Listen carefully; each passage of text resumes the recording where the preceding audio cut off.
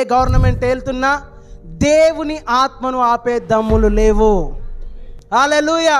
నిన్ను ఆపొచ్చు, నిన్ను బంధించవచ్చు, కానీ దేవుని వాక్యము బంధించబడుట అసాధ్యము.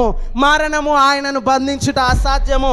మేబీ నేను రాళ్లతో కొడితే నువ్వు తిరిగి లేచి మరల సువార్త ప్రకటించుదువు గాక. తల నరికేస్తే మళ్ళా తరల వచ్చి అతుక్కొని సువార్త ప్రకటించుదువు గాక. ఆ గవర్నమెంట్ నీ పాదాల కిందికి వచ్చును గాక. ప్రతి గవర్నమెంట్ వచ్చును గాక. నీవే మహోన్నతుని, పరిశుద్ధుని. నీ కొరకే దేశము, రాష్ట్రము, ప్రపంచము అన్నిటికంటే ముఖ్యము పరలోకం వెయిట్ చేస్తుంది. కావాలా? ఏలి ఆత్మ కావాలా? ఒకరు ఇద్దరు కాదు, దేశములు పట్టబడతాయి.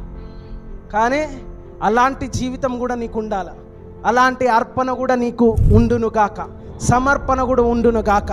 ఆమేన్.